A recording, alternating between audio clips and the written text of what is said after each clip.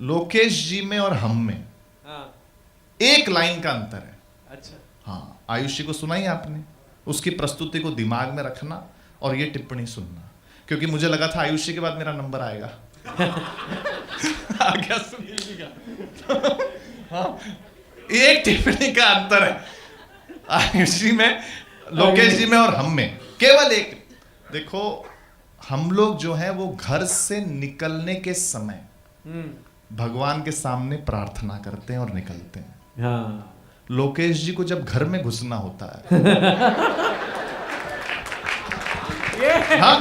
क्या ऑब्जर्वेशन। वो तब प्रार्थना करते हैं कि भाई सब ठीक होना चाहिए। हाँ, क्या गाया, लेकिन कमाल है, बहुत अच्छा है, टेंशन लेना नहीं आप लोग। मैं एक सुनील जी ने बताया, बार बार जिक्र किया प्रयागराज का, कुंभ का। देखो, पहले ये दुनिया जाति में बटी हुई थी, धर्म में बटी हुई थी, पैसे में बटी हुई थी। अब ये देश केवल दो ही तरीके के लोगों में बटा हुआ है। पहला, जिसने कुंभ नहा लिया है। क्या कह रहे हैं, वाह रोहित भाई। और दूसरा, जिसने कुंभ नहीं नहाया है। वाह वाह वाह, है ना? बहुत सुंदर। तो मैं एक नई कविता आपको सुनाना आज चाहता हूं। भैया, क्या बात है, स्वागत। आशीर्वाद चाहिए, पहली बार मैं सुना रहा हूं और अपने होम ग्राउंड में मैं हूं।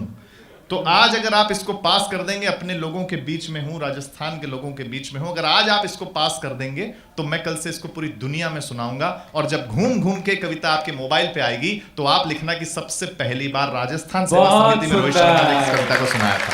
भाई ये तो इतिहास है, क्या बात है, पहली बार, क्या बात। तब सुनिए, लोग अलग अलग उद्देश्य से लोग कुंभ में गए थे।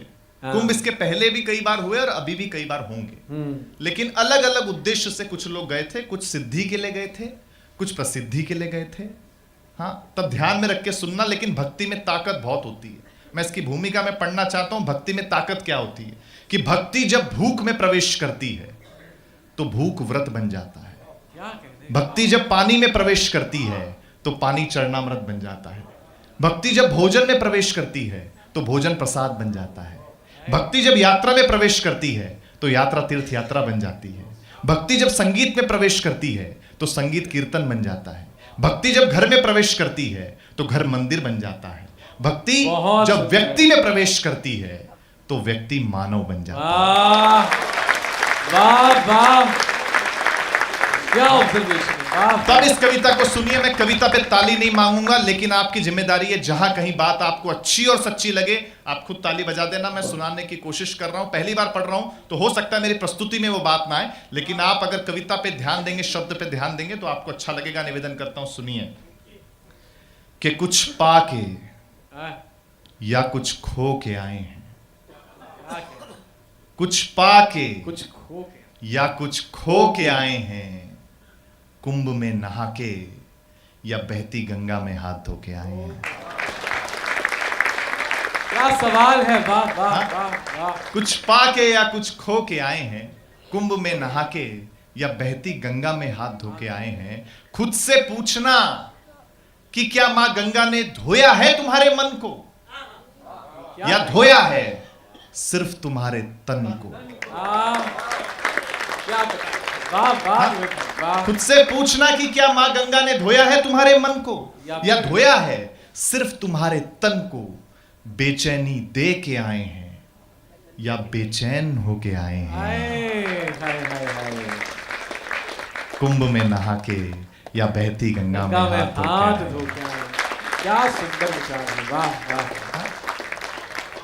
सोशल मीडिया पर लाइक कमेंट पाने के लिए गए थे या सचमुच नहाने के लिए गए थे? ये बढ़िया है, ये कहना जरूरी। हर आदमी भाई साहब मोबाइल लेके, हर आदमी। मैंने दिनेश बावरा जी से पूछा कि हर आदमी मोबाइल लेके क्यों जा रहा है डुबकी लगाने?